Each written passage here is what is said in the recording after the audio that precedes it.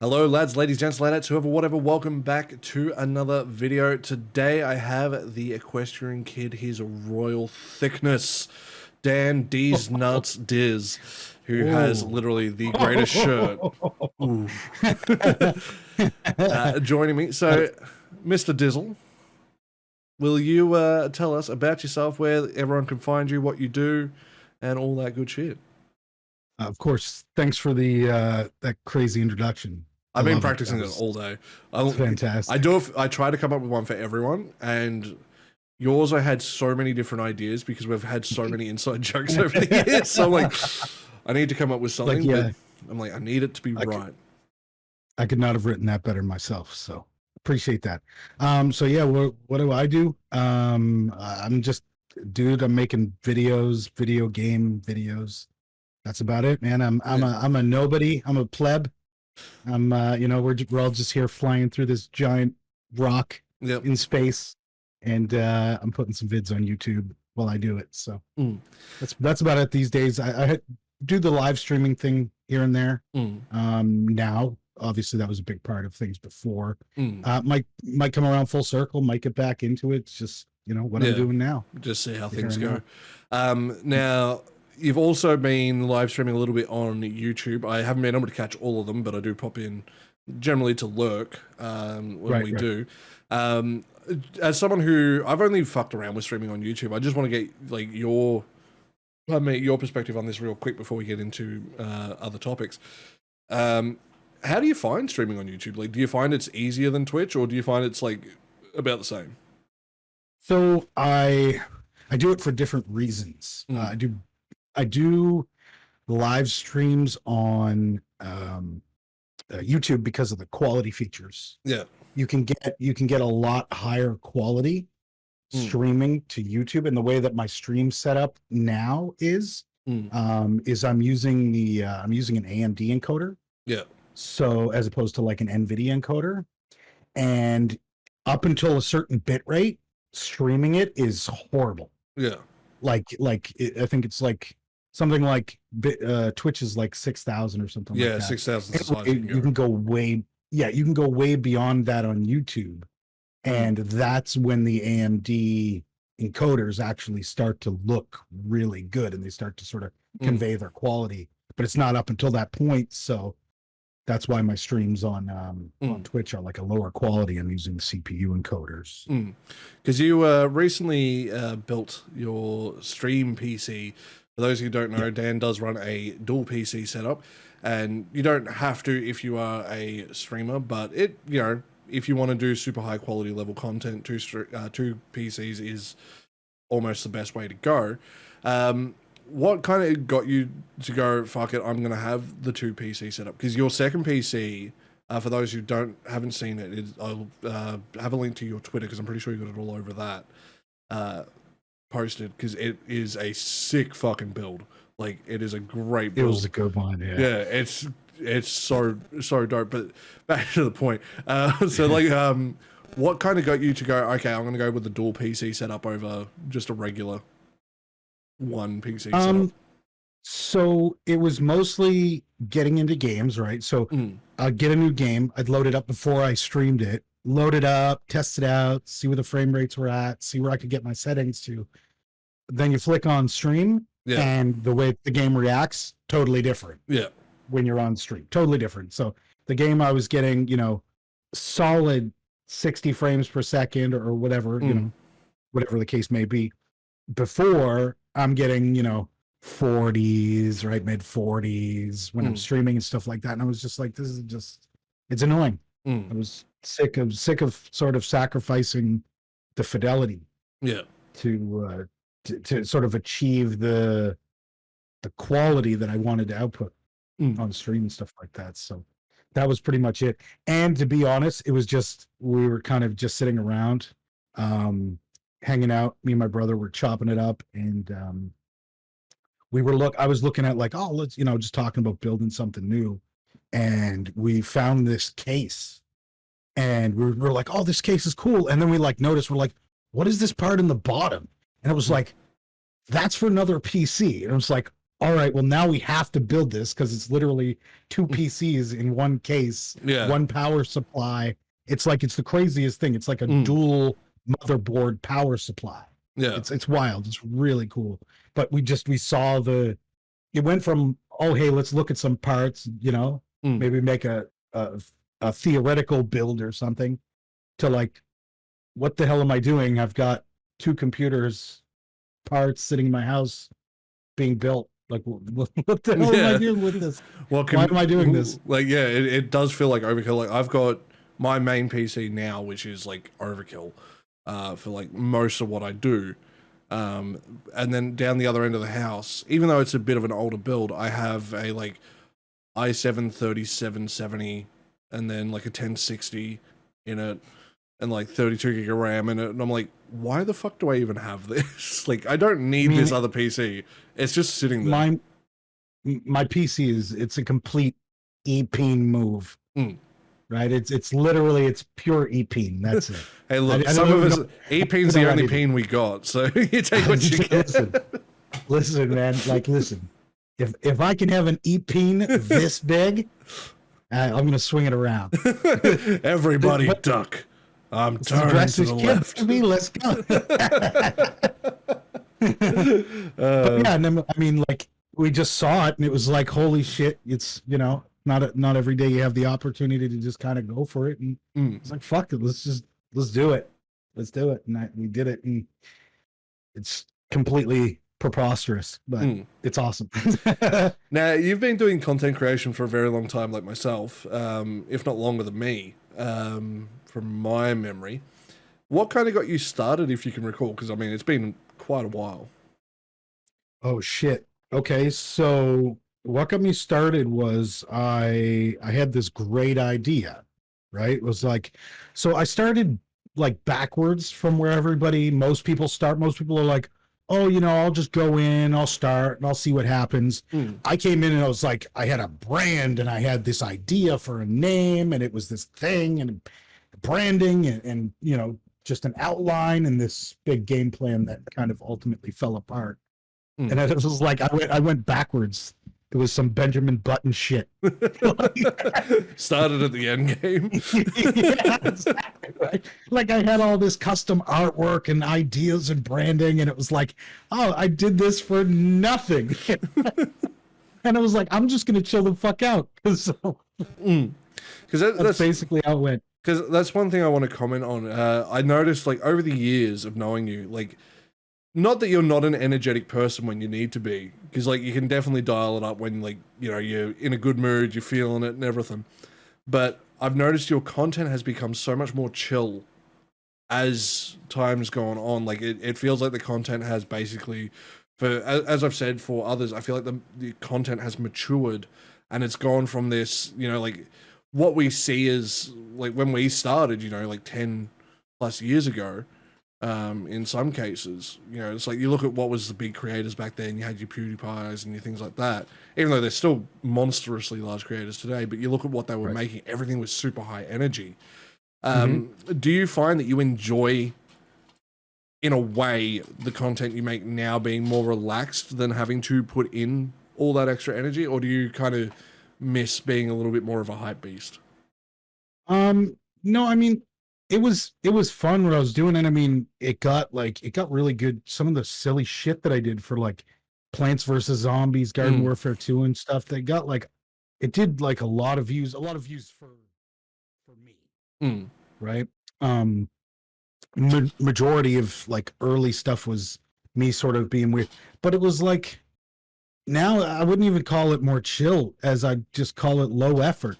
Yeah. Fucking low effort, man. Yeah. I'm just like, whatever. I just doing it for fun. I'm just like, I don't, yeah. Like, it's like, so before it was like, oh, hey, I'm going to put on this show and do a show and do content, right? Like, you know, that sort of like, oh, I'm going to do content mentality. Now it's, I'm going to record what I'm doing and put it on the internet. Yeah. So it's like I'm playing, and it's like, I don't even bother with the microphone anymore for YouTube videos, really. Yeah. I just gameplay. Just throw up some game. Here's what I'm playing. Here's what I did. You know, something cool happened. Great. If it was boring, who cares? Yeah. It's going up. I mean, Right? I've been watching like every single one you post, and I honestly, I know some people like commentary and things like that. That's why I like live streams. But when I want to watch YouTube, I want to just chill out and being able to sit there and go, okay, you've been pumping videos out since you started kind of going back to doing YouTube. They've been relatively consistent, sometimes even like up to 2 a day. And it's been really nice to just sit there and just have a game to watch without having to think, especially games that I wouldn't play, right? Like that manga author one or whatever it was called. Yeah, that one does really well. Yeah. People tend to watch that one more than the others. I shouldn't say really well. That's like all based off of like me having 3 views on a regular video. Yeah. To be fair, you're talking about, arguably the most oversaturated platform there is. So getting views isn't exactly a guarantee when you're doing gameplay. I mean, like Exactly. that's why like I moved away from doing a lot of gameplay related stuff, even though I'll still upload gameplay on occasion where I just feel like doing it. Because I think honestly, it's the best way to make content is to make what you can be bothered doing. That's what I've been doing. Mm. I think that's definitely. I couldn't agree more. It's kind of it feels better. It feels more natural. It feels less forced. It feels like, although it does still kind of feel like a commitment, right? Like it's not a whole lot more than just pressing record. Yeah. And in reality, right? While I'm playing, so. And the reason why I want to kind of bring up, the idea of like maturing in content, or like as you said, being a little bit more low effort in terms of just feeling more natural. You were pretty vocal a little while back about how you were struggling mentally with all the work you've been putting in. As you said, you started with this grand idea years and years and years ago, and although you've had some relative success for a small content creator, it hasn't really reached where you'd want, ideally, like any of us, at the end of the day. You were very vocal of going, okay, well, look, I'm, a bit burnt out with this shit overall. Mm-hmm. And you basically, like you do stream on occasion, but like you went from streaming like all the time to, just when you can be bothered sort of thing. Yeah. Do you find that you were enjoying what you do more because it's not really a chore anymore? Or are you finding, it feels about the same, but, it's more just, as you said, just more relaxed? Yeah, I wouldn't necessarily say, oh, I enjoy it more, because there was a lot of cool shit that went down, right? Like we had a lot of cool moments, right? All the stuff they were talking about, like all those inside jokes, right? Every stream's got them, right? But ours are our own, and we're fond of them as memories. So, like I'm not gonna be like, oh, that wasn't fun, because that shit was hilarious, right? There was a lot of completely ridiculous, awesome moments that happened as a result of that. But I think as far as like just my energy and me being like trying to be that sort of like content creator, that energetic content creator, I was just like, fuck it, man. Like I can't do this every day, right? Like it was part of it obviously is like show, right? It was like, hey, we need to do this. This is an episode of something. I want to, you know what I mean? I want to keep the vibe, right? This tends to engage people doing it this way. So that's how I was doing it, right? No, it's not to say that I was being inauthentic, just kind of just turning it up a little, right? Like just sort of, getting a little crazier than we would normally get, right? Saying dumb shit, right? Doing silliness, right? Bringing out the dressage kid, right? Like just letting the dressage kid loose. So that's kind of where it's at. It's not that I don't like it as much. It was all sort of kind of the same in terms of like, oh, I'm doing this. Oh, there's someone enjoying it. Awesome. We're cool, right? But I think just like I said, it's just more of me trying to relax on it and realizing that it's like the growth isn't or engagement isn't necessarily in a particular thing. It's not this linear thing, I guess is what I'm trying to say, right? It had to be more organic. It had to be more organic. because I felt like I was pushing this thing, right? Follow, right? Do this, Yeah. right? Do that, right? Just dropping, right? Trying to get people to sponsor the stream, trying to get games for review, and trying to, get ahead of the curve a little bit. And I'm not, I did some cool shit, but I'm just, I don't want to write someone an email anymore for them to, so I'm just like, whatever. I'll just, if the game's cool and I like it, I'll make a video about it. Yeah. As I said, to me, it's been a lot more enjoyable content-wise in terms of just seeing you look more relaxed about what you're doing, rather than, as you said, it's not inauthentic, but you got to force yourself a little bit more to bring that energy when you're trying to, hit that level of, output, whether it be content-wise, whether it be energy-wise in your stream or engagement-wise, which is, difficult to do, especially on Twitch for what it is. Now, we mentioned, obviously, our inside jokes. So I want to just bring back real quick one of my absolute favorite ones. Well, my favorite one that isn't the Dick Justice Thick Boy song, which is still one of the dumbest things I've ever made. And that was the good old Strug for the Nugs. I miss Strug for Nugs. That was one of the funniest. That was our slogan for like all year. I don't really remember what year it was. That was the slogan. It was so fucking. I just remember we lost our shit. I think we came up with it on your stream too. Like, you were there and I was talking about chicken nuggets, and then you're like, "Man, I'm struggling." And it was like, "Oh yeah, I'm struggling for nuggets." And then I think you said "Strug for Nugs," and then it just became a thing.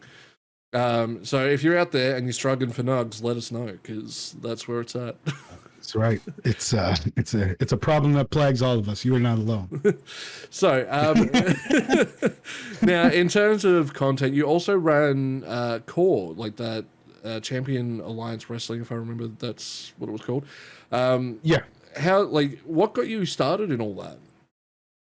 So early on, I was doing, so when I originally started, it was doing a stream called Gameplay, but it was, I don't know if I'd ever mentioned this to you, or you were around for that. I don't think so.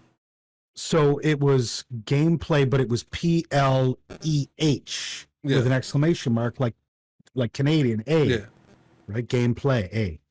So that was the thing. We were doing that, and I did like Fire Pro Wrestling, which was like an old PS2 game, Fire Pro Wrestling Returns, and then we were doing that for a little while, doing customs and just having a laugh at making custom characters and making ourselves and making them fight and stuff like that. And then one of the guys from the stream, shout out Omega Stig, absolutely, aka Chef, absolutely, sent in another wrestling game. So this was like I don't remember which one it was. It was one of the WWE games. It was maybe like 16 or 17 or something like that, and we sort of went from like this like an animated PS2 wrestling game to like a full-on PS4 Xbox, current gen at the time, wrestling 3D game. So it was like, oh shit, okay, we're gonna anybody who comes in and hangs out, you know what I mean, we're gonna get ideas from them, we're gonna make their likeness, and we're all gonna make them do battle and shit. Because I used to do this back in the day, right, on PS2, on PlayStation 1, with the old Fire Pro games and stuff like that. So that's kind of how the idea originally started. And then it was just like, okay, what can we do to make this as much like an actual wrestling show as possible? Because it started to grow, right? I was seeing growth specifically on this, and it was like, okay, well, you look at some of the analytics, which I'm not really an analytics guy, but when you see certain things like working really well, it's like, oh, like, let me take a look at that, right? Just peek it and see what's going on. So I was like realizing that I was getting these huge peaks during these times that I was doing these silly wrestling shows. Mm. And yeah, basically it was like, okay, this is a thing that's working. Let's do it. And I was like, okay, it's not organized, right?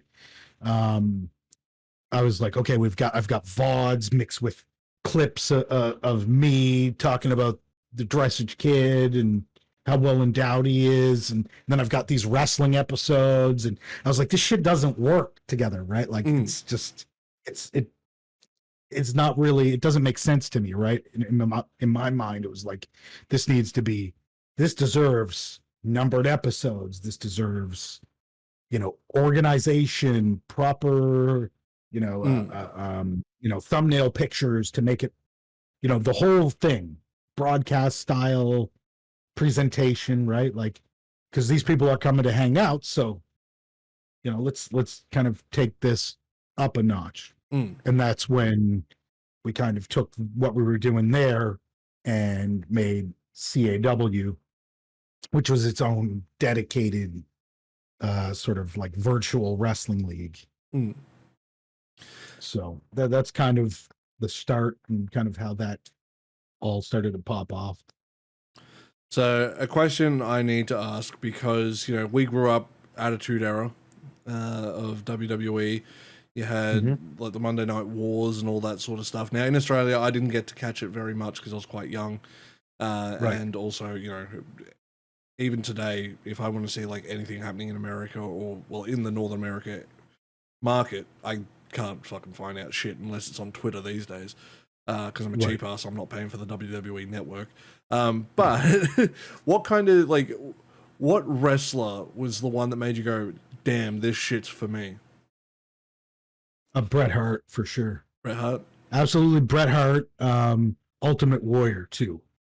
Ultimate Warrior, the raving lunatic, steroid pumping lunatic, screaming the most random, just completely fictional, like fucking fantasy lore. He's just going off on a complete tangent. He's like spewing shit that sounds like it's straight out of a fucking Lord of the Rings book. And he's like, when the moon collides with the earth and the gases rise and the whole planet explodes, I will be there. And you're like, what the fuck? That's crazy shit. Like, yo, this guy's like real life Dungeons and Dragons dude, man. Like he's real life barbarian, man. Yeah. He was crazy, a big one because he was just off the wall. But Bret Hart, in terms of like, okay, cool, we've got ourselves a real fucking Canadian hero here. Yeah. Right? So what would be your favorite either match or moment that you can think of? You can give me a couple if you've got a few that are like, these are the moments that are my favorite. So there's obviously some old good, cool moments. You mean from wrestling, from the stream, or from both? Both. So we had on the wrestling stream, we had quite an appearance from Dick Justice. I remember the trailer thing you made. Dick Justice. That was fantastic. So that was definitely one of the highlights. That was the reception. People went nuts for that. People went crazy. That everybody loved that one. That was just too much. As far as like real wrestling goes, probably like a few years back, wrestling got real sort of like real good again, I guess. Yeah. It was popping off big time in Japan, right? And there was a lot of guys over there that I hadn't really been exposed to or just kind of heard about in passing, right? And I started to shift my attention. I was watching WWE a lot at the time, and I shifted my attention to, these other independents, stuff like that, and started getting exposed to a lot of new stuff. But there was a lot of cool things like New Japan Pro Wrestling has, their version of what would be considered WrestleMania, and they call that Wrestle Kingdom.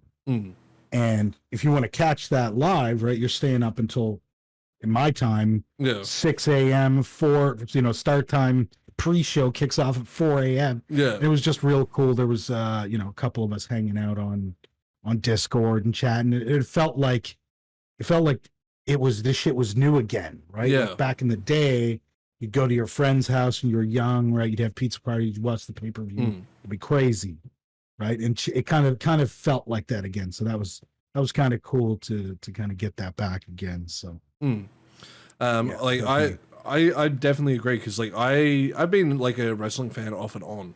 Like, I know people out there, but it's fake. Yep, we know. We don't care. Shut up. Like, it's not.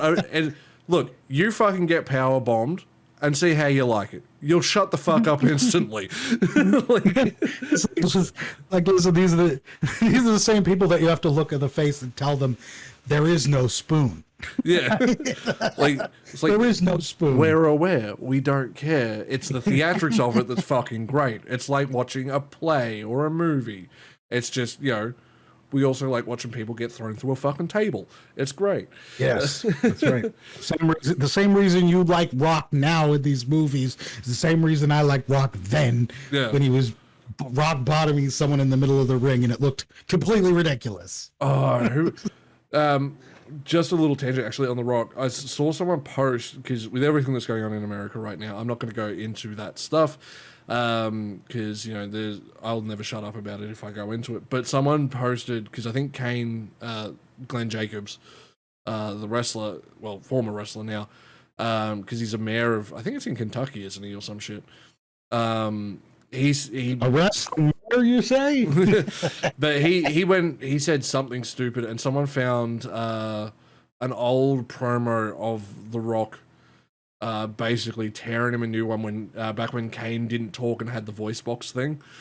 And I was just in hysterics. I'm like, I miss when wrestling was just unscripted fucking dumb shit, and it was Complete just absurdity. It was so stupid, but like, you listen to the crowd and just how into it everyone was, and it's like, man, I miss those days. Like, it's not that wrestling isn't good now. Like, in terms of technicality, I think the average wrestler now is better than what we used to have, but right. It's not as entertaining, because like everything's very clean. Like, I miss the grittiness of it all. So we got wrestling out of the way. One other thing I do want to talk about real quick before we get into games, is games is going to take up the majority of this, because that's what we're all about. That's what we do. Back in the day, used to dabble in a bit of music, and the reason why I've never forgot the fact that you did music was because I remember me and Vigilant used to be in your chat coming up with stupid like battle raps with each other all the fucking time, and we'd come up with like stupid like alliteration ones and everything. That's like, great. What got you into doing music originally? Like, did you have like a specific inspiration, or is it just sort of one of those things where it's like, I wanted a creative outlet? Yeah, so this is like really goofy.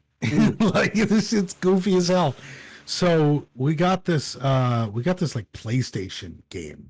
And it was like some, I forget what it was called. It was like some rap game, and it was basically like a rock band, right? But it was just the mic. Yeah, it came with the mic in the game, and you could like do karaoke rap or whatever, or you could do like these like online battles. And two people would challenge each other, and then they'd post the video, and then people would vote on the website. And that was just kind of, we just started doing that. Now, I've grown up around music and stuff like that, as far as my parents listened to a wide range of music. And I was exposed mostly to rap growing up. But yeah, it was just something like, oh, we did this. I always watched a lot of rap battles and stuff like that. So, it's not like I was like, oh, this rap thing is cool, let's try it. Yeah. So it was like, it was kind of a thing where it was just like, oh, we just found this silly game. It was like, I think I could do that. Let's see what I can put together. Yeah. Right? Let's try and do something. And then it kind of turned into a couple of things, and then just kind of didn't bother with it really at all anymore. Yeah. Just one thing, did it, had fun with it, thought it was fun, and moved on. I would definitely do it again. You know what I mean? I'd definitely write something. You know what I mean? If someone was like, hey, let's do something, I would probably write something. It would probably take me forever. Yeah. Because like I said, I'm a low effort, lazy ass now. But look, I'm the same. I've been playing guitar for like what, fucking 15 years now, and everyone's like, "Oh, you must have like a million songs written." I'm like, "Nah, I've got like 12." I do one a year, and that's about it. It's too much effort. Sometimes and like with stuff like that, it's like if it comes, and it's like, oh, you might write like a whole album, right, in a night, or not, not really, but like when inspiration comes, I find for me personally, it comes and it's like, okay, let's go. The inspiration's here. Let's burn this fuel while we've got it, sort of thing, right? Yeah. Now I would consider you a bit more of an old school hip hop fan than more modern. Would you say that's true? And if so, what are some of your favorite kind of old school artists? I mean, obviously, like the original stuff. Like, not, I don't go like way far back, like Rakim and Eric, Eric B, and like those guys. I'm just like, okay, I respect what they do, but it's not really my thing. I started listening. I think I was sort of like put on for like Snoop when when his original album came out. Was that Doggy Style? Was that the original album? I'm pretty Doggy sure. Style album. Snow. You remember Informer? You ever hear that song? That man pisses me off so much. Like, he should not sound how he looks. So I remember. So he's from Toronto, right? Which is what makes it so. Right? It's what makes it so funny. So he's from Toronto, and he, like, my buddy went up to Toronto one year, right? Like on vacation or something. And then came back, and he came back with this tape, and he's like, yo, I found this song. Like, this dude, I don't know who he is. Here it is. And he puts it on. And it's this fucking Informer song. Yeah. Like months before it hit the radio. Yeah. Right? And I can remember this so clearly. We're sitting down in his basement, and he just got back from Toronto, right? And it was so different, right? Because it was like, Toronto was like the big city for people where I'm from. Right? Yeah. Toronto's the big fucking city. He came back with like the camo suit on, right? Looking like he came straight from New York or something. Yeah. And he's like, oh, I got this tape. I got this music. It was just one of those things that I'll remember very distinctly. It was fucking hilarious and awesome. I still don't understand what the licky bum bum down means. Like, I don't remember, but they did play it on Canadian TV with actual subtitles. The whole song is about him stabbing someone. Yeah. Basically. And he looks it's the most ridiculous song. And he just looks like an everyday like accountant. Like, he's just so funny. Actually, funny we should be talking about this because I just watched a recent interview with him on DJ Vlad. It's DJ Vlad is like this sort of hip hop journalism sort of deal. Really good content, and I just watched him, and let me tell you, he couldn't be less educated. The dude, he can't write. Like, he literally says this in the interview, like, I don't write so good, like I can read a little bit, right? Dropped out in grade 9. Like, it's this crazy thing.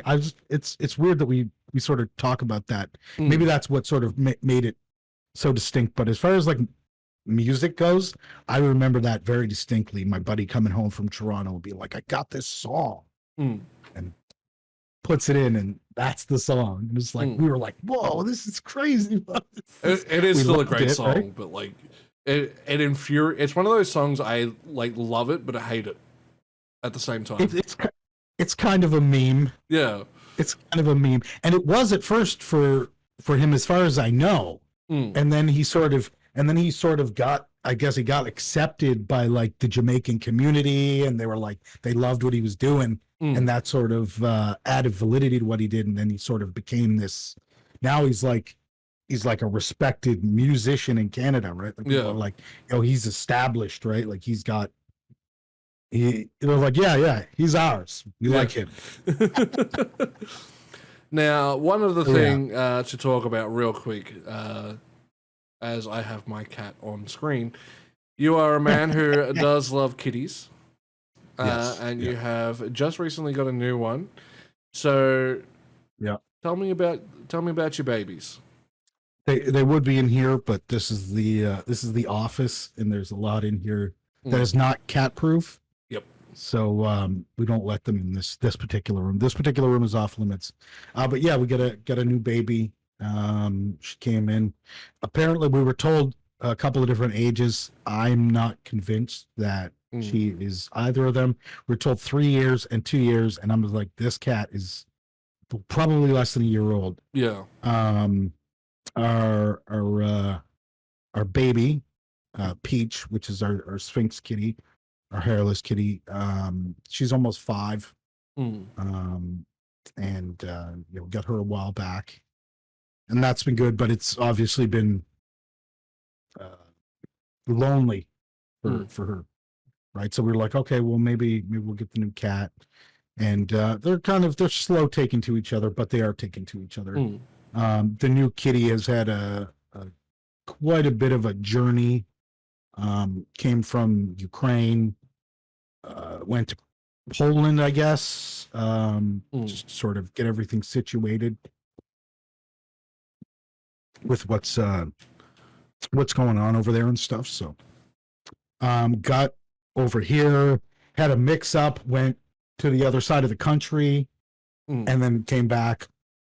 Landed in what I guess was supposed to be the permanent home, but the next owner had an older cat that just was not having it.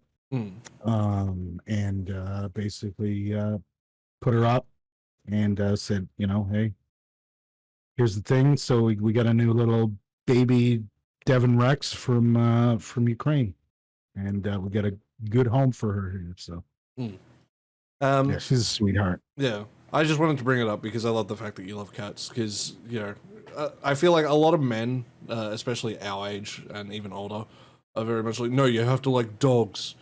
But it's nice to see someone be like, you know what, I fucking love cats. Cats are the tits.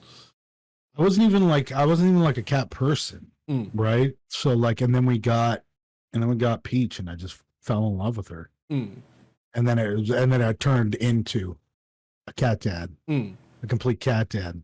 So yeah, and you've been making a lot of videos too with new kitty. Yes, with little Renoi here. Quality content. Yes, quality content. Nothing but the best. Pretty much, it's just anything I can get of her, because I'm whoring her out for views, and I do not shy away from this. She has brought in 103 subscribers in a month and like a week.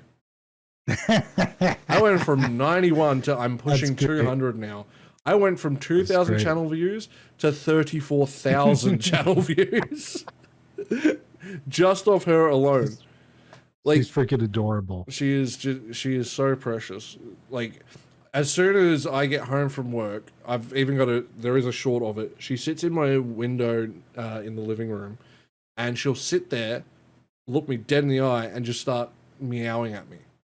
Like, just constant meow, meow, meow, like over and over, until I either walk, like as soon as I walk up, she'll wait till I get to the top of my little patio stairs, because it's like 2 steps.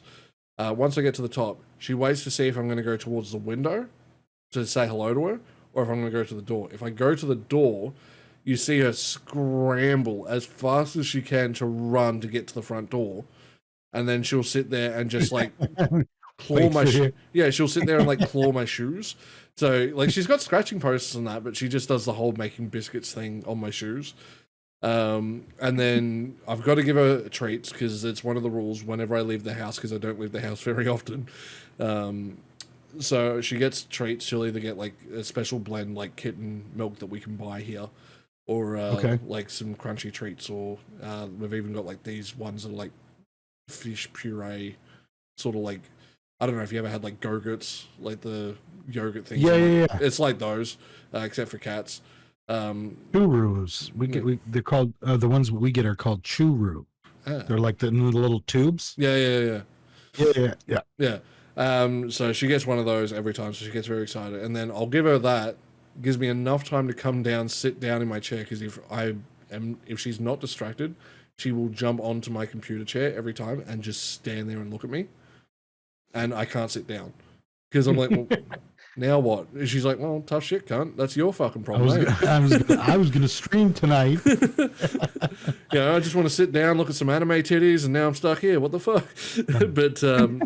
but no. As soon as I sit down, she will. If she hasn't noticed that I'm not in the kitchen anymore, where we give her treats, you hear her down the other end of the house crying because she's like, "Where are you?" And you gotta go, "Oi, dickhead!" And then you hear her just sprint from one end of the house to the other to come say hello. She just clings to me, and it's been an absolute godsend. Because I live on my own, and it's just been nice having that company all the time. Yeah, for sure. And absolutely. That's why I love cats. And people were like, I love dogs more. It's like, well, good for you, but cats are still great. Yes, they can be little shits. Do not get me wrong. She can be an absolute asshole. But, you know, at the end of the day, I wouldn't give her up for anything. And actually, I have spent more money on her in terms of toys, food, and everything than I have myself since I got her. Because, like, she gets premium food, she gets new toys like every other week, all this. I'm like, I live off fucking meagering noodles, which is like our version of like the cheapest noodles you can get. And then it's basically instant ramen, if not rice and beans, and that's fucking it. Yeah. That's it. That's all I eat, and like it drives me nuts. Like, don't get me wrong, I do get my takeaway because I am still fat as fuck, but I'm staying festively plumb for winter because it's cold here. At least our definition of cold. To you guys, it's probably like, this is a nice spring day. Everything is hot. Yeah. Everything there is hot to us. Yeah. This is stifling. But enough about the precious babies. So let's get into gaming in general. So what I want to start with is, what got you into gaming? Like, what was your first console, first experiences you can remember back in the day? First console experience, I think, was like NES type stuff. Seen it in passing at a cousin's house. Didn't really understand what it was at the time, right? Didn't understand the whole button controlling TV thing. Then at one point, one of my dad's friends came over and had it. Got to check it out, play it. Shit, I think there's a video of it somewhere on the internet. I had the VHS copied over, me playing Contra. There's not much of it because it's like from a video of like me sitting in my basement when I was younger playing Nintendo in front of a TV while my dad's behind me with a deer corpse hanging from the ceiling, skinning it and quartering it up and like gutting it and shit like that. And I'm just sitting there playing Nintendo with this fucking deer corpse behind me. But video games cause violence.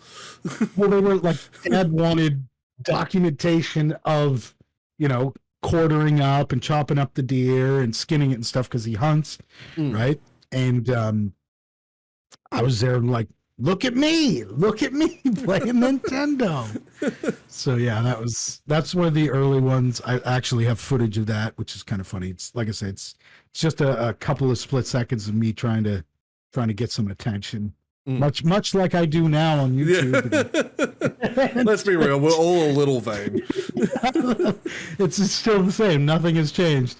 But yeah, there's that's kind of one of the early things. And then I used to go over to another one of my parents' friends' house, and they would babysit me. And they had a Nintendo. So, of course, they would pacify my attention with that, put me on the Nintendo while they were babysitting me. And I started getting into like the more complex stuff that I was finding. Final Fantasy is one that stands out, like the very first Final Fantasy, and in that one. So that was one of the ones that stands out as being one of the early ones, playing Final Fantasy at one of my parents' friends' my babysitter's Mm. house, and then him kind of being like, okay, cool, like this is like, let me show you how this shit works, because there's a lot to this, right? I'm a kid, I'm just like, oh cool, monsters and stuff, right? Yeah.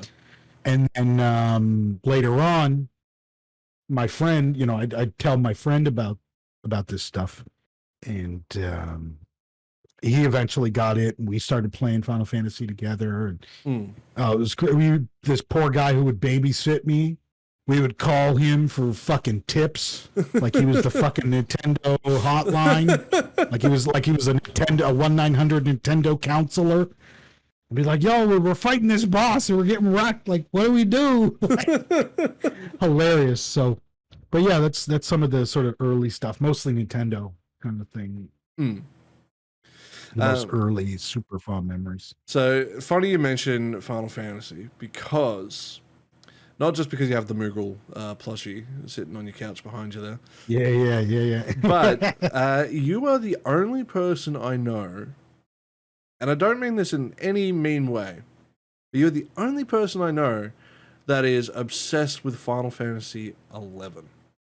Yeah, that's like one of my favorite Final Fantasy What games. got you into 11? Like, I've never got to try it, just because like getting it here was a nightmare. But like, I always meant to ask what got you into it. Sorry guys for the jump cut. We just had to quickly deal with some shit, as we do. So we're talking about Final Fantasy 11. So yeah, giving me your story on why you got into it. So basically what happened was a friend of mine had I think it was some games or something. I got this box of games from a friend, and it was in there. It was like the old like big box Final Fantasy. It was like this fat box, and it was like, I was like I love Final Fantasy, right?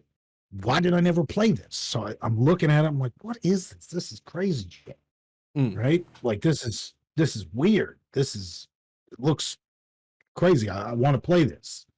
So he had his credentials written in the back of the manual. So I was logging into his old account. Yeah. And playing, and I subscribed, right? I got resubscribed on his old account. This is like my first real online MMO type experience, right? So got into it. Had no clue what the fuck was going on. Like sat there like typing to an NPC for like 5 or 10 minutes before someone came up to me and they're like, yo, that's not a person. I was like, yo, this is crazy. People are fucking talking in like old English and shit. I was like, this is nuts. Because I thought everyone was a player. Yeah. Like I didn't know. And so that was pretty funny. That's actually fucking hilarious. But that's basically what happened. Logged in, started playing, and then realized like, holy shit, this is something totally different. Like this is Final Fantasy on a totally different scale. And I just got super into it and realized that it's in my opinion like one of the most underrated MMOs. Not only like one of the most underrated MMOs, but one of the most underrated Final Fantasy games too. Both. It's just, I could sit here and gush about that game for hours. Hours. This is just so good. It's so deep. It's definitely one that I've been wanting to try at some point, but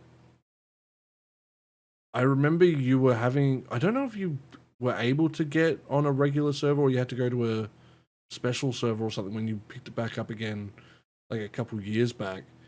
I did a server transfer. Yeah. I remember something to do with the servers a little while back. Would you prefer to play 11 or 14 if you had to pick between the two? 11 without a doubt. Yeah, 11 without a doubt. Because I mean, they've done a lot to save 14 from what it was. Yeah. Which was kind of like basically a bunch of the people from 11 who, you know, couldn't listen to reason through the incessant shouting of their fucking egos, right? Because they were like, oh, we did it once, right?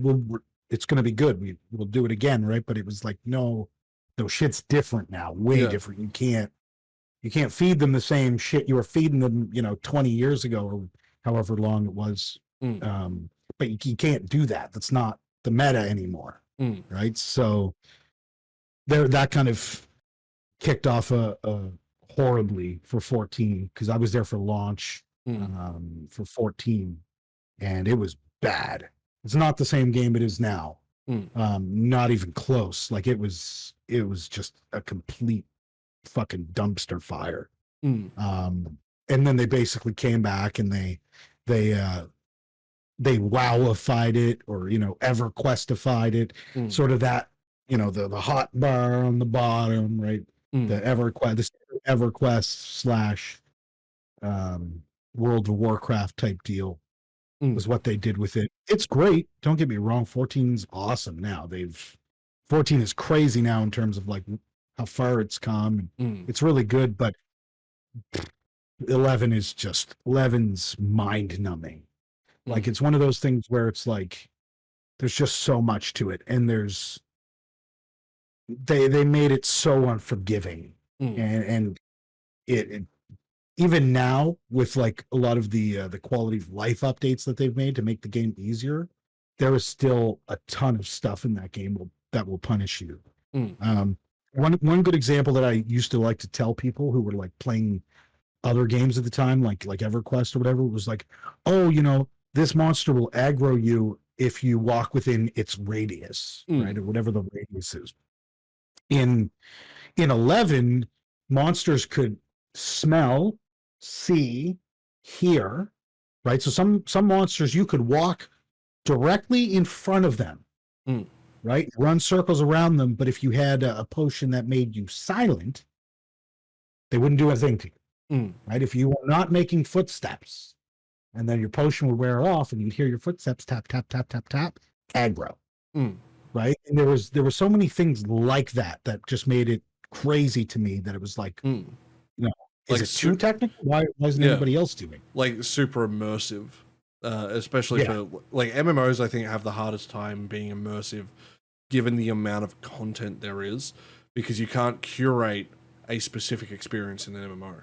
You can go, okay, well, here's all the quests, and they're curated, but whether someone plays it with a friend, whether they're, playing on their own, whether they're role-playing, whether they're, no-lifing it, whatever, I find a lot of those games, you struggle to get that immersiveness. And, hearing that, which I'm pretty sure you have told me that before, to me is like, that goes, okay, well, let's take an MMO and actually make it play like almost what we'd want a single player game to be in terms of like mechanics. I don't know why they haven't made like sort of tried to do something to translate this into a single player experience to, I don't know, to maybe like preserve what 11 was, because there's going to be a time when the server shut down, it's going to disappear, and nobody's going to remember what it was. Right? And that's a damn shame for the game that means so much to me like that game. I just love that game. There's so many aspects of it that are like that. Now, you've put a lot of time into 11. Have you got any other games that you've been like hardcore into over the years? Yakuza 0. That was like my first Yakuza game. I dove into that and I just played that nonstop, straight through until I had 100% completion on everything. I remember you doing the 100% completion stuff for the Yakuza games, and it always reminds me how fucking crazy those games are. It was just batshit crazy, the shit I'm doing to get 100% in that game. I'm like burping like full-grown men in like baby outfits and diapers and shit, and you have like a mini game where you're like burping a full-grown man baby, and it's the weirdest shit, man. Like you're on like there was like a mini game where you're like on a party line talking to chicks and stuff. It's just so wacky, man. That game is so nutty. Batshit crazy. Are there any other games in particular that you've put a lot of time into over the years, or is it kind of just going with the flow of what you felt like playing at the given time? Mostly just going with the flow for whatever. have a lot of hours into Final Fantasy. I have quite a few hours, I think, into Fallout 4. Tekken. I've played a lot of Tekken over the years. Which we can see the fight stick in the background, which is awesome. A couple of them, as a matter of fact. Meanwhile, I'm using my PS4 controller for a PS4 I don't own anymore. That's my custom. What's the custom one that I did? Mm. It's modeled after the Sega Astro arcade cabinets. That's fucking sick. Yeah, it's got like all the buttons. I got this acrylic kit and basically put a board in it and all that shit. Good stuff. But yeah, like a good authentic arcade experience. Spent a lot of time in arcades growing up. Love that shit. Love that shit. That's one thing I do want to see come back is the arcade experience, because I used to go out, me and my dad, on a Friday night after school, or after I played basketball or something. It'd be like 8-9 o'clock at night, and we'd head into town and we'd hit up an arcade and just play for a couple hours. Like, we didn't do it tons and tons and tons and tons, because like we could only do it when we had the spare money for it. You know, because not that we were poor, but it's not like we could just go around, spend $20 a week on stupid shit that you don't really need, when it's like, well, I need to buy school books, I need to, make sure I've got pet food, and, you got to pay for all your petrol, and, real life shit that you need to worry about. So it's one thing I do want to see definitely make a comeback. Any games that stick out that you remember? That like kind of like yo, that was like, I used to play jam at the arcade. A shitload of like 1942. I used to play like any bullet hell game. I am terrible at them. Like, I have a really hard time honestly focusing in bullet hell games. Right. And this is part of the reason why I love StarCraft 2 so much, because it's got a mini game called I think it's like Lone Viking or something. And it's a mini game that they put into StarCraft that's a bullet hell where you control a Viking and you go through and fight all the enemies and shit. And it's like, it is ridiculous. Like, it gets so fucking hard. And I barely get past the first level. And I'm like, why am I so bad at this? I used to be good at this shit, and now I'm bad at it. What else do I used to play? I used to play a bit of Tekken 4 in like when they'd have the arcade cabinet for that. Right. Mortal Kombat, I definitely put a lot of time into good old Mortal Kombat. Again, shithouse at it, but I love Mortal Kombat. And I forget the other game I used to play, but it wasn't like House of the Dead, but it was like one of those Time Crisis. That's the one. Used to play. Yeah, that was a good one. I used to play that. Pedal. Yeah, I used to play that so much. My mum actually, for my birthday, and because all I'd asked for my birthday was like, oh, can I get like a new controller for my PlayStation 1? Right. So not only did I get my new controller for my PS1, she got me Time Crisis 1 and a light gun for it, and I still have them to this day. I remember that. And I'm like, I remember that.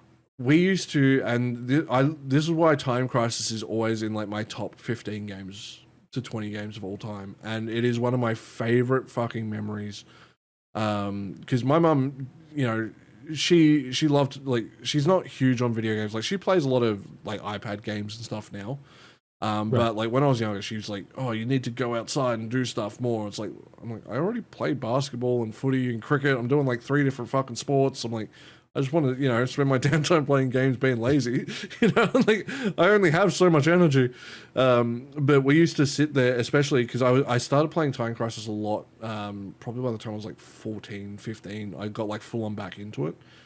And she used to come in and just sit down on my bed while I would sit there and play it on like the PlayStation 2. And, we just sit there and chat. And it was some of my absolute favorite memories. And I still do get mad at her if we talk about Digimon World 3, because she legitimately stole my PS1. And got hooked on Digimon. She put 300 hours into that shit. Oh, yeah. I didn't get to use my PlayStation for like 3 months. She's like, "Oh, but I want to play it." I'm like, motherfucker, like, That's mine. Like, but eventually she started playing it with me, and she used to play like Pokemon with me. Me and Dad used to play like Star Wars and arcade games. Dad never, like, he was never into like the 3D games. He always preferred 2D. Like Space Invaders was another one I used to play a lot of. Me and him used to play a bit together. Nice. But yeah, I miss the simplicity of what we used to have. Whereas now, and this is part of the reason why I stream as well and make YouTube content. You know, it's as close to that kind of feeling as I think you can get in a modern world. Because, you know, most games, although I think couch co-op is making a big comeback. I do miss the days of sitting down and just talking shit with the boys. You know, as you said earlier, pizza parties and sitting down, you know, whipping out the N64, GoldenEye, someone would play Odd Job, and then you beat the shit out of them for being that cunt. Like, there's always that one motherfucker. He's like, no, it's totally fair. It's like, no, it's not. You shut the fuck up. But yeah, but you know, talking of like Tekken, Final Fantasy 11, and stuff like that. What would you say are your top 5 favorite games? And you are allowed to give honorable mentions because sometimes it's really hard to just narrow it down to 5 specifically. And you can use I'm not sure franchise as one game as well if you want, because like I can't pick between Kingdom Hearts 1 and 2, so I just say Kingdom Hearts as like a franchise. Yeah, so Final Fantasy probably 11 would be the one that I would go with, which is just the weirdest shit to everybody. Yeah. Probably Tekken as a series. Elden Ring.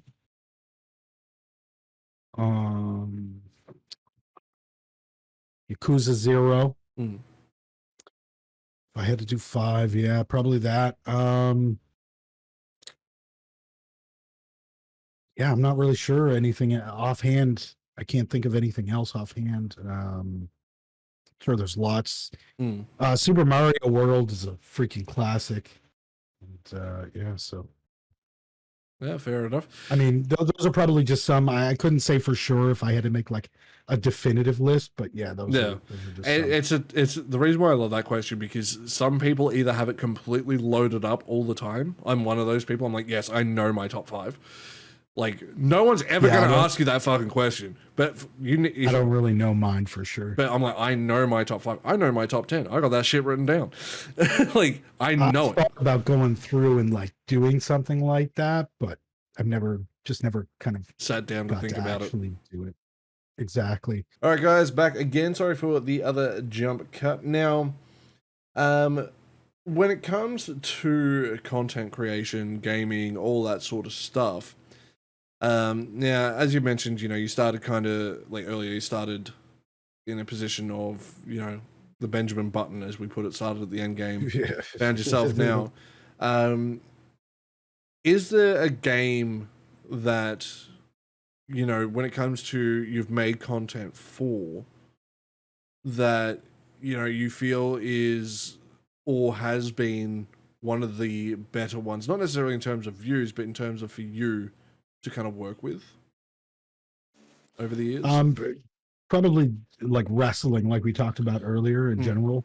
Like wrestling was like, it was more of a tool, a content creation tool, than it was like a game. I like, if you look at like my actual gameplay time on that, like it's just like 0. Yeah.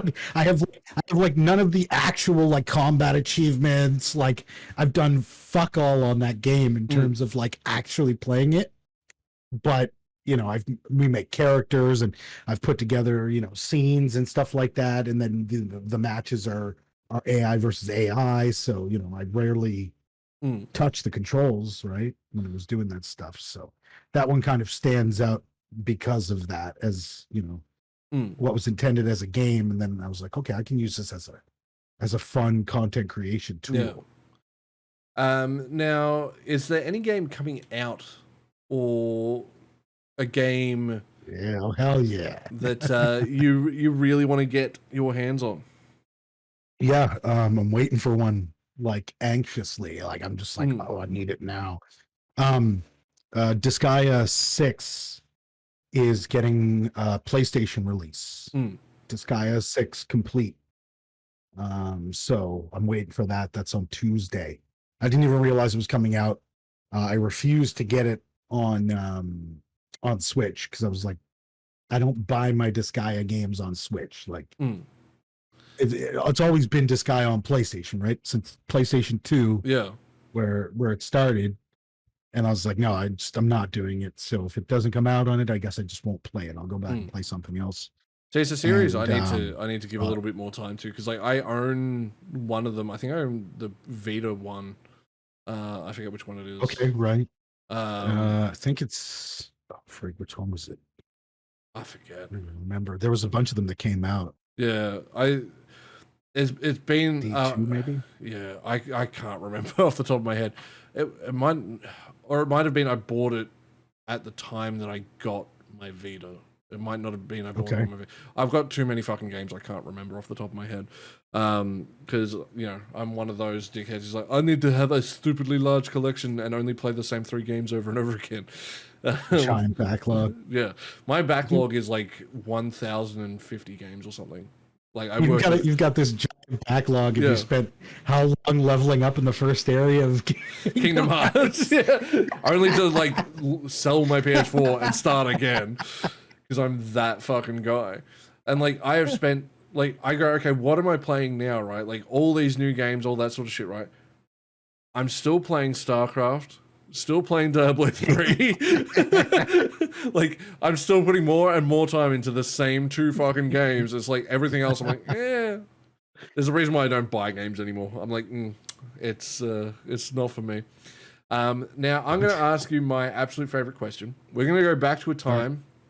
You can be up to the age of 16 or before. I don't mind if you're a little bit after, but let's pretend you're 16 years old or younger.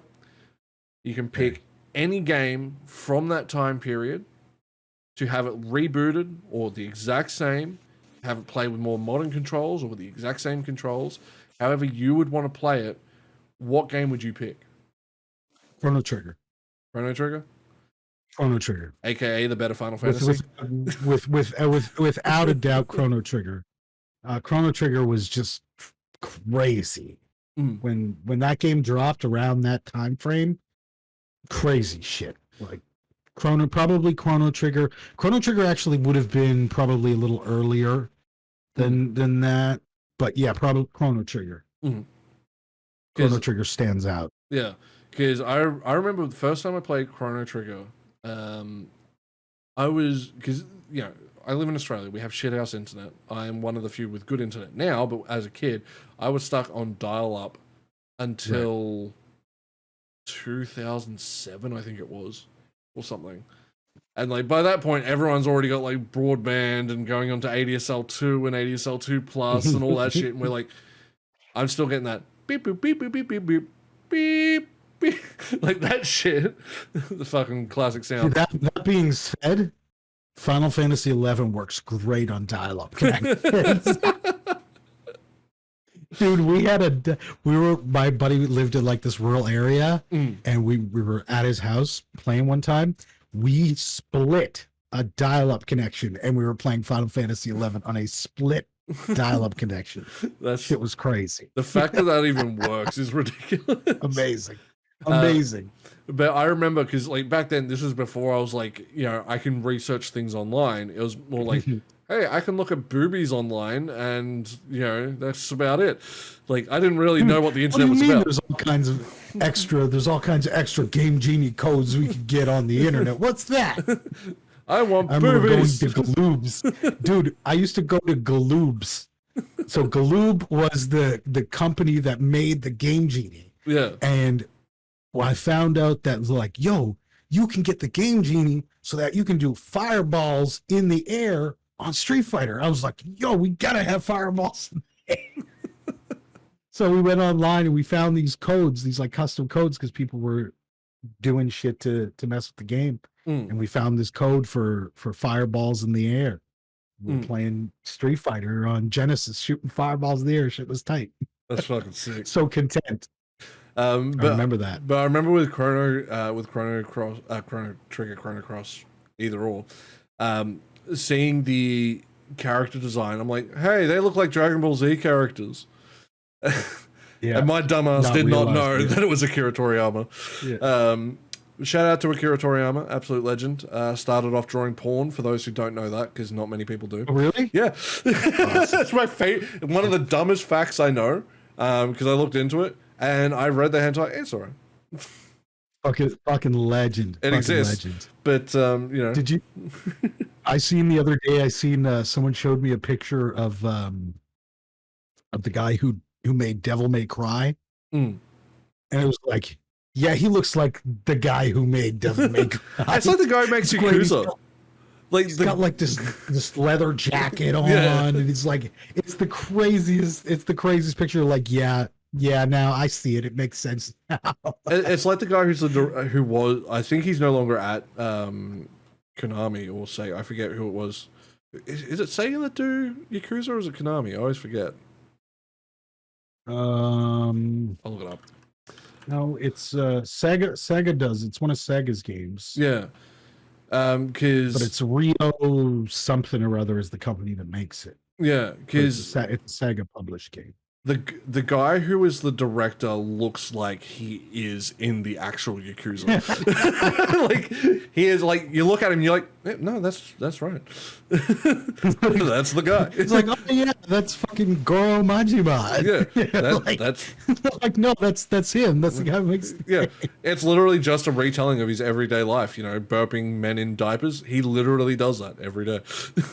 It's funny too, because they always follow the disclaimer. It's like, anybody that like actually resembles real world is not real, which is not real. Bullshit. Purely coincidental. This shit's a fucking documentary on his life. That's what it is. Now, being in content creation for a very long time, if you were to give advice to someone kind of starting out or looking to get into it, what's like one key piece of advice you would give?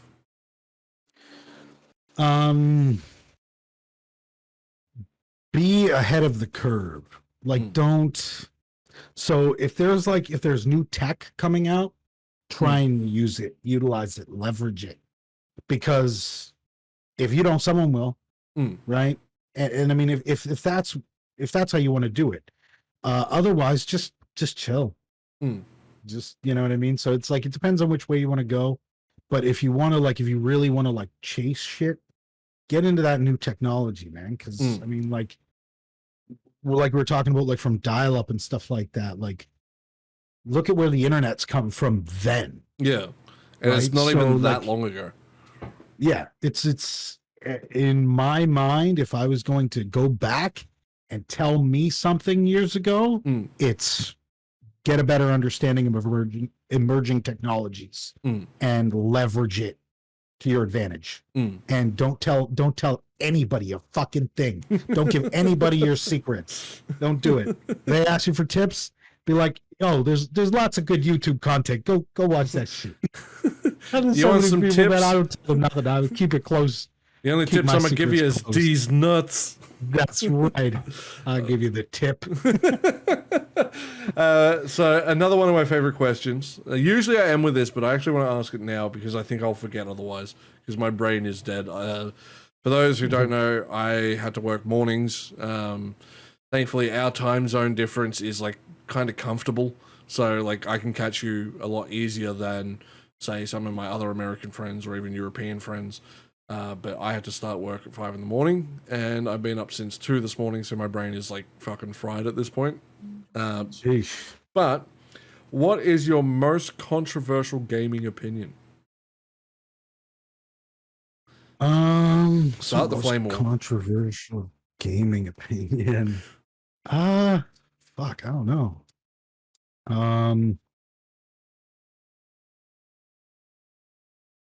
It's a tough question. Shit. I don't really know. Probably that Twitch is a fucking cesspool. For the most part, like, Twitch is a fucking complete cesspool. Yep. That's probably like one of my gaming hot takes. Yeah. is Twitch is like absolute dog shit Mm. in terms of like Everything. everything pretty much. I mean, I've met a lot of great people on there, so I don't want anybody to take this out of context. You know, people like yourself, people like Vigilant, people like Omega Stig, just tons of awesome people who are, you know, I still interact with and chat with and all that sort of shit. So, but like other than that, it's you look at Twitch and Twitch is a bunch of fucking crabs in a bucket. Like that's what I won't say everything, but an incredibly concentrated percentage of it is just crabs in a bucket type shit, right? Yeah. I hang out in a couple of streams because I want to chill there. Yeah. You know, so that's probably my big one. Is Twitch is a bit of a shithole, right? It brought me a lot together, so I'm grateful for that, right? Like it brought us together and some other friends and stuff. So I'm grateful for that, but it's just turned into the shits, man. Like, and specifically, I want to just what you just said there. It turned into the shits. Like it used to be. It used to be sick. Yeah, it used to be super cool. Like, don't get me wrong, it's still it's always had problems, right? Like it's impossible to have any, I think, online forum, you know, of any kind just be clean and perfect. Like you're gonna get your shitheads, you're gonna get people do the wrong thing and things like that. But you know, like we've both been on Twitch basically since Twitch started, you know, and you know we've both seen some like what it's peaked at and what it's turned into. And this is something I talk with a lot of my other friends about as well. Like, you think, what has Twitch done in the last 3-4 years, even, that's been good? And I'm like, I can think of 2 things, and I don't even, well, one of them I consider them pretty decent, but I don't think they've done a perfect job of implementing it. And another one, I'm like, it's a step, right? Like, it's not a big step, but it's a step. And that was a change in revenue split for ads, going up to 55% for the people showing the ads. I'm like, that's a good start. Like, it's not perfect, but it's a start. Right. But the other thing that they've been pushing a little bit, and again, I think they've done a poor job of, I think, getting it out there for what they're trying to do, because they're not great at communicating. They're fucking awful at it. But they actually have on their website, in the FAQs and all that sort of stuff, they actually have links to like crisis teams, to mental health hotlines and things like that. And I'd love to see them, you know, especially with, you know, the hate raids and things like that have been happening and just been getting worse and worse and worse overall. Right. You know, I'd love to see them, you know, pull their head out their ass and be like, you know what, let's have a widget available for people, like not one that's community made, one that we make that people can just add to their thing if they want to be like, you know, help for mental health, and have it like have relative numbers to where people are in the world. You know, so like if you're in Canada, here's the Canadian numbers. If you're in Australia, here's the Australian numbers. In America, etc. But the reason why I wanted to bring that sort of stuff up is, what, you know, being on the platform for so long, have you had any experience with like any kind of harassment in that vein, or have you been able to get out of it relatively unscathed? Yeah, no, just your standard odd fucking idiot that will drop in and say something stupid. But I've never had any sort of like targeted harassment or hate raids. Shit, when I was streaming anyway, I would have been like, oh, 150 fucking haters. I was like, that's 150 people in the chat, bro. Yeah. Right there. Easy views, baby. Like, oh, stick around, fuckers. Right? So like, I was like legit. I was like, I was fucking so desperate. Like then I would have been like, I don't give a fuck. Just give me the views. Be here. Just be here. Yeah. I don't care. You can fucking make fun of my fucking receding hairline. I don't give a fuck. To be honest, once you full on like started shaving it, money. Like I was just like, fuck this. I gotta get rid of this shit. It's just like, to me, you just looked a lot happier, not sitting there worrying about it. Like you just like, okay, well now that you realize, hey, it's just vanity, right? Like You just like it better because now I look like I'm in a fucking metal band. yeah, I'm not saying you look like specific people in System of a Down, but but no, like honestly, it does to me. It's like you ever since you started shaving it, you've looked a lot more comfortable. In terms of just not worrying about little things, and it's something a lot of guys out there, even women, I know will suffer from it, but men are a lot more vocal about it when it comes to hair loss. Very, very upset and get very worked up about it. I am not one of those people because I have more hair than I should have. So, I'm just rubbing salt into the wound, let's be honest. But, with my fucking ponytail. But at the end of the day, right, like, it's one thing I wanted to touch on specifically because, once you're more comfortable with yourself, you'll find your stream becomes a lot more comfortable. Right, like a lot of those insecurities will show through whether you want them to or not, and you do yourself a world of good to learn to be comfortable with yourself, and your content will just get better. It doesn't necessarily mean it's better produced, as you said. We've said multiple times, being as lazy as possible with it. Like we don't really give two shits. Like me and you are both in a very similar boat. Like we've done the whole okay, let's do hyper production, like push the limits and do all that. Like I still keep up to how to do all that shit because I enjoy fucking around with it. But for me personally, I don't want to put the effort in. So I find that my content, once I learn to stop caring, stop giving that shit of let me try and chase those views and be more happy with myself and more comfortable with myself, I felt my content got better, and I felt the same for you as well. As I said, to me, your content now is much more enjoyable from my perspective as a viewer. And even though, yes, I'm biased as hell because I am a friend, but I am very much enjoy the content now compared to the old content. Whereas you said, you kind of like, yeah, let me chase those views a little bit. Let me, because I want those views. It's like, yes, we want those views, but you want them to come, as you said, more naturally. You don't want it to be a forced thing. Now, another question I wanted to ask is, we talked about how like core was growing.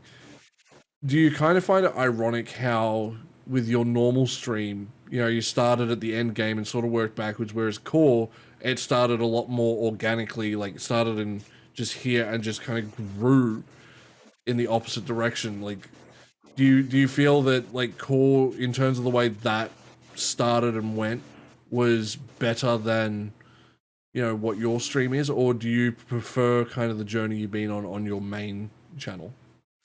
No, well, CAW was like kind of like, okay, here's everything I've learned, right? I'm going to apply that to this new shit. I'm going to take the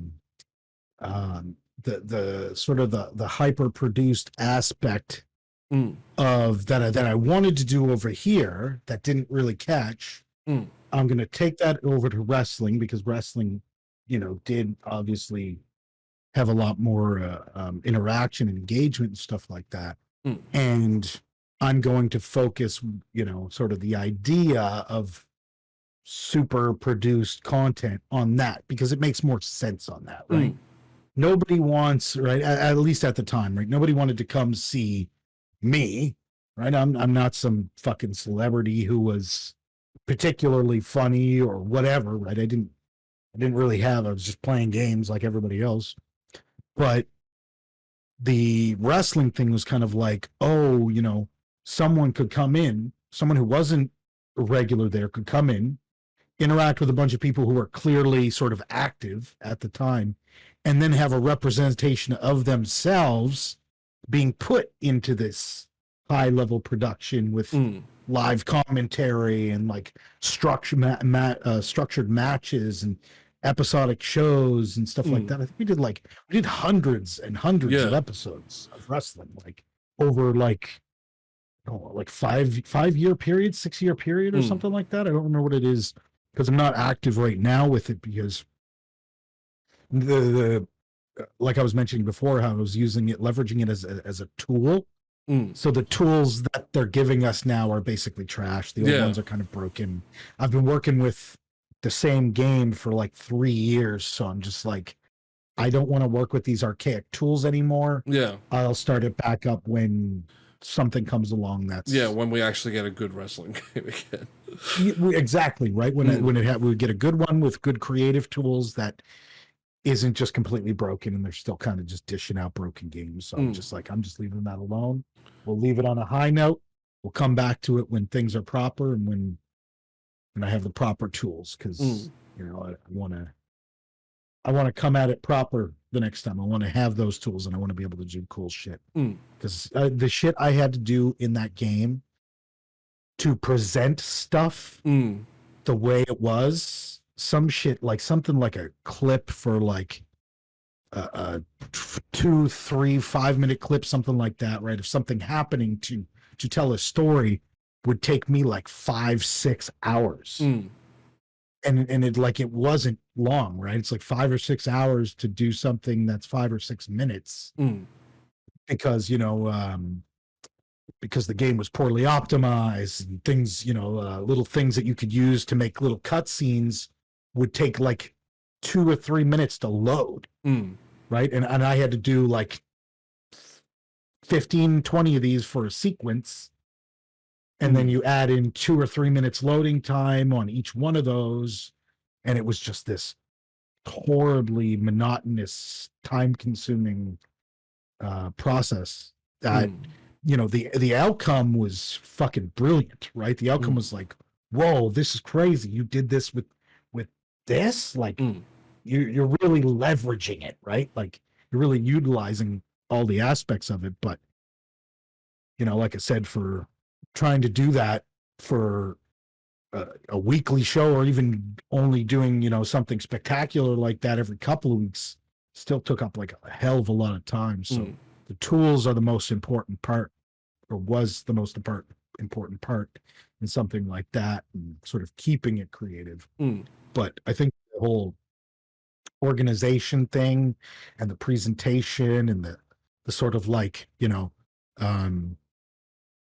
I'll give your character a platform, right? I'll make you look like a star, right? So you're like, yeah, you're in chat. You're like, yeah, that's my dude right there, right? I'm the champ of this shit, right? It was just fun. It was good fun, talking point, way to get people to interact with each other. You know what I mean? Yeah, that was it. It was pretty much everything was good. There was a couple of things. There's some people in the community that are pretty toxic, in like the e-wrestling community, which we kind of found out about. But for the most part, we just kind of did our best to steer clear of that sort of stuff and just do our own thing, right? Not pay attention to what anybody else was doing. And like I was saying earlier, just try and stay like up with what's new on the tech, right? Like I was doing stuff like instant replays with like split screen, where it would like come down, you'd have a live window and you'd have your replay in the corner, like, and people were like, oh, well, you know, whoa, that's crazy, right? Blah, blah, blah, blah. I would never tell them how to do it. Yeah. They were like, how do you do it? I'm not telling you. The shit was a pain. It's a pain in the ass to set up. I learned how to do it, and I was like, I'm never going to use this, because at the time I'd stopped playing StarCraft, at least on stream, and because I'm like, I don't really play anything that warrants it. And then I'm like, I started playing StarCraft again. I'm like, okay, I fucked up. I relapsed. I'd been clean for a while, and then I ended up finally introducing the replay thing. But for those who do want to learn how to do it, go to YouTube. Like, fuck off. Don't ask me. Because I can't remember how the hell I set it up. I just remember I did it. Like, it took a while, but there's thousands of videos out there to learn how to do really cool production things. But speaking of all the content you've created over the years, not just core related, but have you got like a piece of content that you have made that you're particularly proud of? Like, whether it's got views or not, like, or whether it got released or not? Like, have you got something where you're like, even though, you know, it might not be perfect, I'm really happy with what I achieved with what I had? There was obviously the early stuff, like I mentioned before, with the Plants vs. Zombies, that did really good numbers. Like I had one video that exceeded like 100,000, 150,000 views or something like that.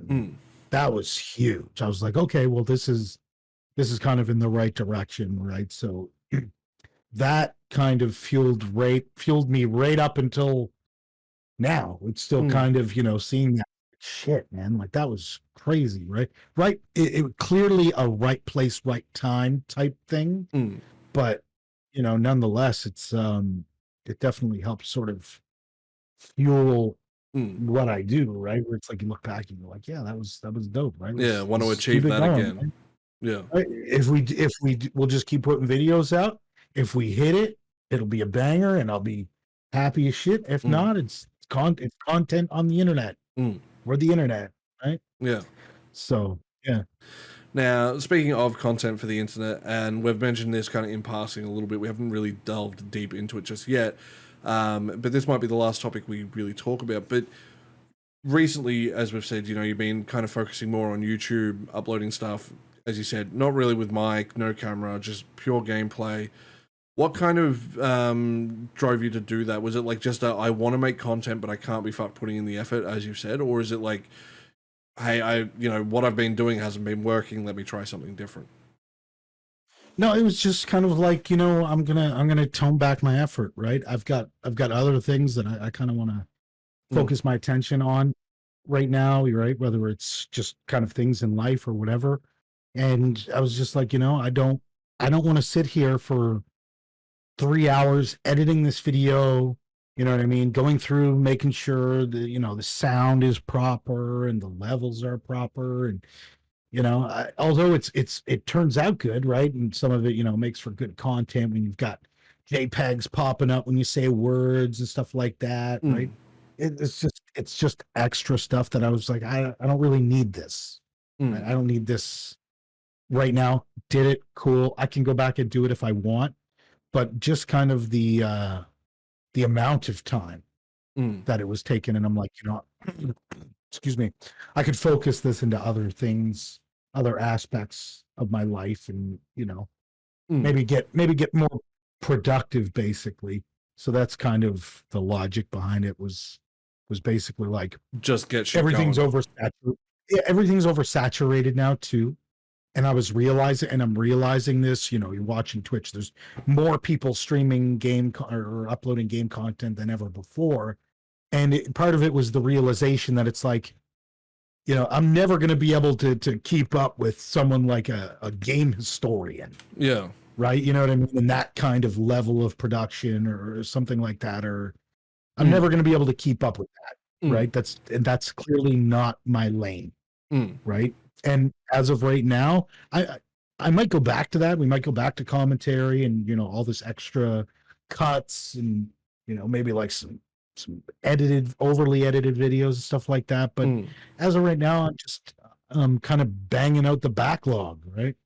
Banging out the backlog and just making videos of it.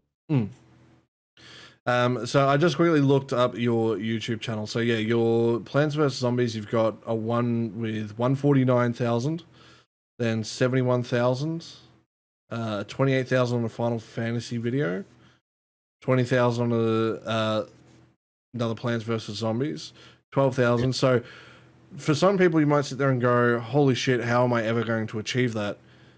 We've gone through, the fact like what Dan's gone through, what he's done, and as he said, right time, right place. And you can achieve it. Like I have hit some decent numbers on some of my videos, like nothing crazy, in comparison, right? But if I look at like some of my best videos, with the exception of shorts, because that's cheating. Anyone who doesn't know, YouTube shorts are broken as fuck. Get on that shit. But like if I go to my most popular videos that aren't shorts, it's like, yeah, I get like 800, 900 views, 300, 500. Like some of them have decent views, and it's like, as you said, it really does drive you, because you're like, hey, that video did well. If that video can do well, maybe my next one can do well, and I can push myself a little bit further and, continue to kind of keep it going. Like one video that's doing better than I thought for me recently, I did a Sims 2 starting with no money challenge. Right. And I was like, okay, That's maybe, dope. yeah, maybe I'll get like 20 views. It's a bit more edited than what my typical videos are, not in terms of like shit popping up on the screen or anything like that. Just like cut down, get rid of a lot of the faff, make it more viewable. And, you know, I was like, okay, maybe I'll get like 10 views on that, you know, because if I get double digits, I'm a happy man, right? Yeah, absolutely. Like, because for those who don't know, it is fucking hard to get more than 10 views on a video when it's not just you watching it over and over again. Like, that's the thing. I have learned to stop rewatching my videos. Like, there's like, I find with the content and the stuff that hits, you've either got super niche stuff that very few people play in general, right? So an example of that would have been like the board game that I did, forget the name of it now. It's one of the ones on there that did like, it's done a few hundred views. And then there's like your brand new stuff, which is being ahead of everyone else, right? So you've got your niche stuff and you've got your, you know, brand new stuff.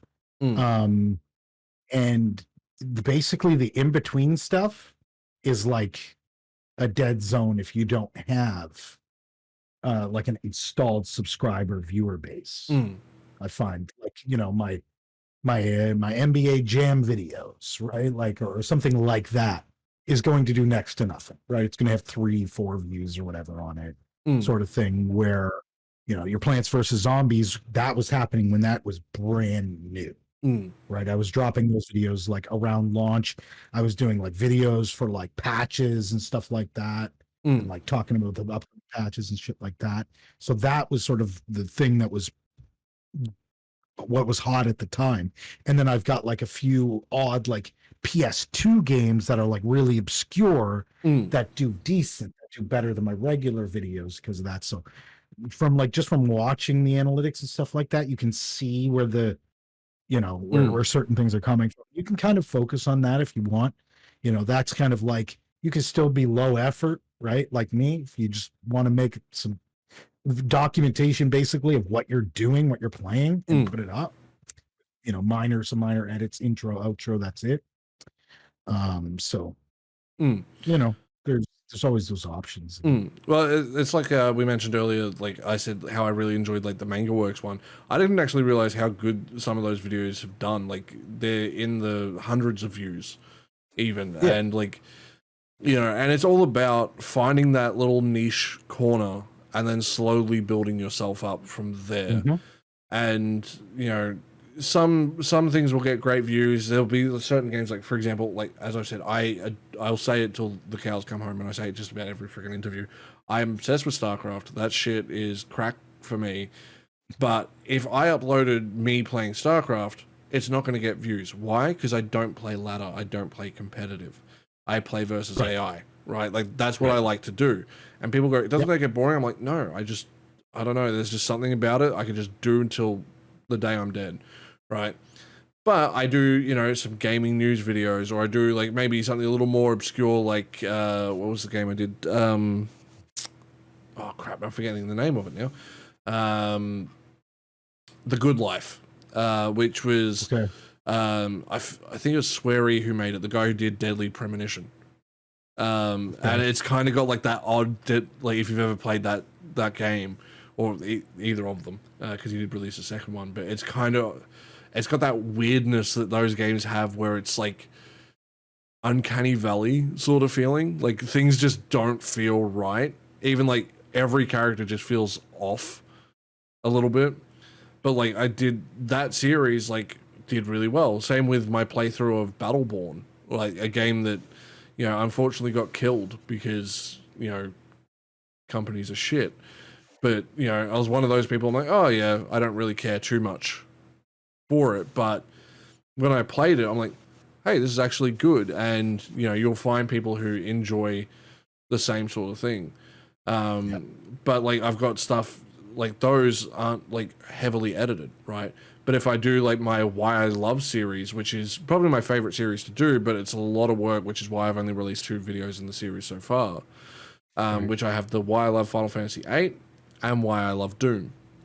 And the Why I Love Doom, even though it's only 8 minutes, 21 seconds, took me 12 hours of editing for an 8-minute video. Right. because there are so many cuts. I had to record. There was like, all up, I think it was nearly a 30-hour project for an 8-minute video to get 50 views, right? Right. If that video had no views, I don't care. That is the piece of content I look at and I go, I could not be more proud of something I have made as just a stupid little video. Like, I adore it for what it is. It's like, it's not the greatest thing in the world. There's probably things that could be done better. But beyond that, in terms of content that I've made that I have thoroughly enjoyed making the most, has been doing this interview series, talking to my friends, you know, getting to hear their stories, hear their perspectives, and all that sort of stuff. And, you know, just... Yeah, you've had a lot of people on here. Yeah. It's been cool to see all the stuff that you've been kind of putting out with so many people. Like, it's like, oh, damn, like, originally really out here, like, doing this. I originally thought, I was like, you know, I had the idea to do the series a while ago, but I never really went with it.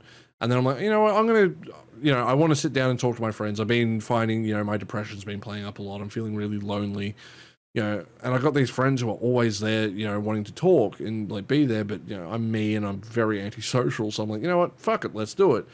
But I wanted to line up like 6 people. And it started with 6 people. It's now evolved into nearly like 15 to 20 people. So I'm like, that's awesome. Like, it's just grown and grown and grown and grown. This is awesome. So it's been a lot of fun, and I really want to thank you so much for joining me today. We're definitely going to be doing a follow-up. So one last time, where can everyone find you?